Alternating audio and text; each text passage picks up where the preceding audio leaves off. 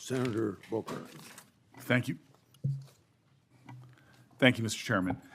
Attorney General, I know there's been a lot of talk about grants. I hate to bring you through this again, but it's really important to my state. New Jersey is one of the top 4 donor states in America, which means our taxpayers, Americans, Republicans, Democrats, Independents, millions of people send more money down here than we get back in relative to all the other states in the nation except for 3 others.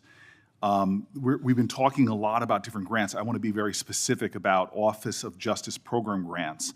There were $35 million worth of grants that were approved in a bipartisan way in this committee, grants that invest in things that are really vital to the public safety of our community. I know, again, we are in a room full of people who want to see crime go down. Republicans and Democrats, law enforcement officers have spoken to the urgency of these programs which deal with school violence, which divert people into substance abuse and treatment, and supportive services, community violence intervention programs, again, bipartisan programs that this committee really worked hard on this. I've heard what you've said to others on the committee. I heard what you said to Patty Murray in an appropriations committee, that members should reach out to you if they want those grants reinstated. I've written letters, but I am hoping that you and I can have a conversation. $35 million of frozen funding for public safety that the people of New Jersey, Democrats, Republicans, and Independents, really invested in those resources. Those programs and those nonprofits who were expecting those grants often made outlays and are now really in a lurch. Can we talk about those grants and the restoration of them, please? Yeah, and Senator Booker, I had stated earlier that yes, we did terminate grants. We have an appeal process. We have turned some back on. We are appealing. We are looking at some. Some we have denied. Some are still pending. I believe we have multiple appeals pending with New Jersey, and I would be happy to sit down with you and look at those appeals. I believe one is with the city of New Jersey. I know there are multiple ones pending, but of course, I would be happy to sit down with you or any senator or any House member and look at grants that have been terminated. I've been doing that, and I would welcome that. But I will be the first one you sit down with, correct? Absolutely. I'd love to sit down with you on that. I'll look at those tomorrow, Senator Booker. Thank you very much. I want to move on. But we have been restoring some grants. I understand, some have been denied, some have not. New Jersey, none have, and I really want to get to the bottom of that, and I'm hoping that we can reinstate some of those grants. The second thing I want to move on to is that earlier this year, the Department of Justice charged Newark Mayor Ras Baraka after he sought access to Delaney Hall Detention Center to conduct oversight. The charges on their face, to many of us, especially in New Jersey, were clearly baseless. Many people say they're politically motivated. And then the judge, the federal judge, admonished the prosecutors for even bringing the case. This is the quote from the federal judge. Federal prosecutors serve a single paramount client, justice itself. Your role is not to secure convictions at all costs, nor to satisfy public clamor, nor to advance political agendas. The federal judge went on to call the charges embarrassing and a worrisome misstep.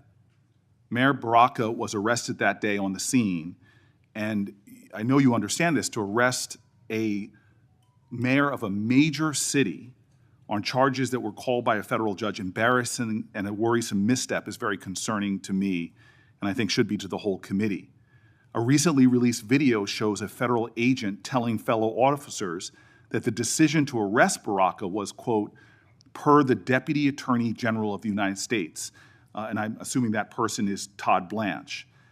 This is evidence to me that this decision wasn't made by people on the ground in the field, but by Maine Justice, that they were directing an arrest from D.C. on the scene. And it leads to the conclusion that this was a political decision, that the decision to arrest was not made by the people who were there on the spot. And I can assume that you can see how that's problematic to me. So I have questions not about the case, but really about how the decisions to arrest and charge Baraka and now MacIver, Congresswoman MacIver, were really made. Before this committee, I am saying that I'm going to submit these questions for the record, and I'm really hoping that we can understand how those decisions, as our oversight, how we're making decisions, especially for high-level officials in my state, the mayor of our largest city, the congressperson of that city, and I'm hoping that you could respond to those letters on the record. Yeah, and Senator, that matter is ongoing, and so I can't discuss it. As an attorney, you realize I can't discuss an ongoing matter. And I respect that. I guess I just want to know, and we'll leave this for the questions for the record about. What we saw in the hearing was a surprising and serious moment. Senator Cory Booker asking Attorney General Pam Bondi why the Department of Justice is cutting back on programs that fight public corruption. Booker laid out the issue in very straightforward terms. He said that the DOJ used to have dozens of prosecutors focused on corruption cases, and now there are only a couple left. He also pointed out that important task forces that used to go after things like foreign bribery and government misconduct have been shut down. On top of that, grants that local groups rely on to prevent corruption and strengthen public integrity have been frozen or eliminated. About the decisions on how they're being made, not the case in itself. I want to move on. And again, I've heard your testimony so far. I know that there is data about violent crime in this city, but I'm really concerned about the application of Justice Department resources towards the challenges we have. You and I both know that about 11,000 Americans have been killed by a firearm just this year. The Department of Justice, according to the White House's own documents, as well as that of the conservative think tank Cato, have shown that there has been a significant movement of law enforcement resources away from many other issues and into immigration enforcement. And we are seeing that in that immigration report, a lot of the people are not the violent criminals that we are really needing to rid our streets of. In total, according to the Cato Institute, you've reassigned 7,460 law enforcement away from their primary duties, investigating drug traffickers, prosecuting child pornography, targeting high-value white-collar criminals, and again, forcing them, this is according to the Cato Institute, into low-level immigration enforcement. This includes, in terms of gun violence, 1,778 agents from the ATF to this kind of immigration enforcement. The White House itself has said that they diverted 45% of all of agents in 25 FBI field offices to work on immigration full-time. As a person who worked very closely in my time as mayor with the New Jersey field office, that's really concerning given the other threats. But it doesn't end there. The DOJ has eliminated the Organized Crime Drug Enforcement Task Force, the independent component of the DOJ whose job it was to combat transnational organized crime, dissolved the Community Relations Service, which in New Jersey has been invaluable over 60 years, responding to communities experiencing conflict or violence, and something that people on both sides of the aisle of this committee have really invested in. You all have rescinded VOCA and VAWA grants to support survivors of sexual assault and human trafficking. There seems to be a disconnect here between the application of the resources of the Justice Department on the things that are most concerning when it comes to crime and where they're being directed instead. Senator Booker, first to OCDEF. The most important point is that the work of OCDEF is continuing. The executive office is being dissolved. We have said that, but the work of OCDEF is continuing. The resources that were previously provided to law enforcement organizations through OCDEF are now going directly to those organizations. I will assure you, no work will be sacrificed as a result of getting rid of the executive office of OCDEF. The agents and the attorneys are working with Homeland Security. They're all working together as a unit. Okay, Attorney General Bondi, I'm running out of time, and I'm going to put some questions in QFRs, because again, this is conservative think tanks and others are pointing about literally over 1,000 people being taken off of things that I think would concern the public. I'd like to get that, but I also just want to quickly mention that for the record, I want to ask about the public corruption unit as well. We now have gone from a public integrity section that went from 36 full-time prosecutors to now only 2. And yet we know, Democrats and Republicans, there is a real problem with public corruption in our country. And we know that the DOJ has stopped enforcing the Foreign Corrupt Practices Act, disbanded the Foreign Influence Task Force dismissed the indictment against Trump donor Andrew Weidenhorn, cut back on white-collar investigations. My list goes on. I'm running out of time, but I will ask for the record against not only reassigning officers and prosecutorial resources from the other things I mentioned, but public corruption is really important.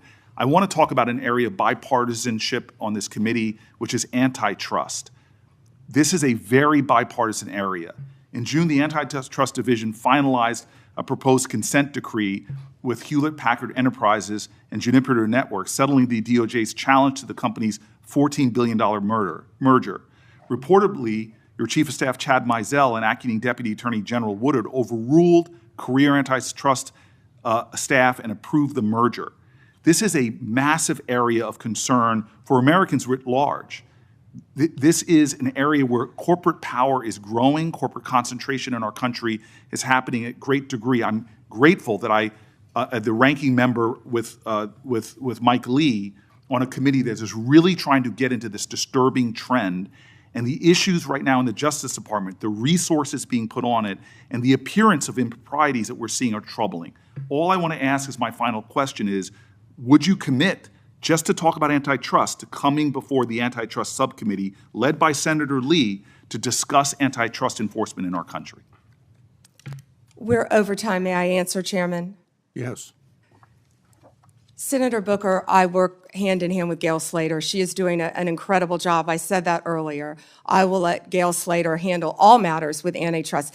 The HP matter, Juniper, is a pending matter still because, as you know, it has to go before the courts, even after a decision has been made, and that's where it's pending right now. If I can go back to your previous two questions, first about our agents being reassigned. Our agents are working tirelessly on their day jobs and with Homeland Security. And right now, they're not getting paid. And they're on the streets during a government shutdown working to keep every city in this country safe, in New Jersey and in every state. They're working together with DHS on task forces, but they're also doing their core mission, and they're getting child predators off the street. They are working so hard with all the agencies hand in hand. That has not been sacrificed. And I'm so proud of the work that the FBI, DEA, ATF are doing. ATF agents have worked tirelessly. I am in constant contact with them on the incredible cases that they're making to keep our country safe and our world safe, especially our DEA agents who are stationed around this world, and now they're not getting paid.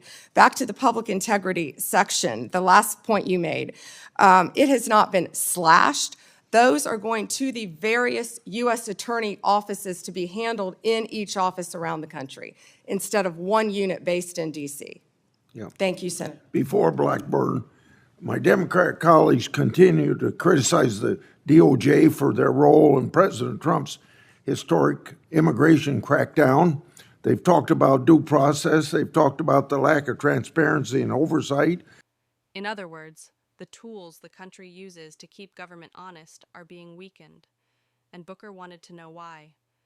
Pam Bondi's answer was basically that the DOJ is shifting its priorities. She said they're focusing more on violent crime, drug cartels, and national security. She claimed corruption cases will still be handled, just through different offices and in a different structure. But here's the real concern behind Booker's questioning. When you cut corruption units, you make it harder to catch corruption. It's that simple. Even if the DOJ says the cases will still be handled somewhere else, the reality is clear. Fewer people, fewer resources, and fewer programs almost always mean less oversight. And when oversight drops, corruption grows. Booker's point wasn't complicated, and it didn't need to be. He was saying, why are we weakening the very parts of the DOJ that are supposed to keep government officials honest? This matters because corruption isn't just a Washington problem. It affects local communities, public money, safety programs, and basic trust in government. When grants disappear and offices close, it's regular people who feel the impact. So the exchange between Booker and Bondi wasn't just a tense moment, it was a warning. If the DOJ keeps cutting back on corruption enforcement, the country may pay a much bigger price later.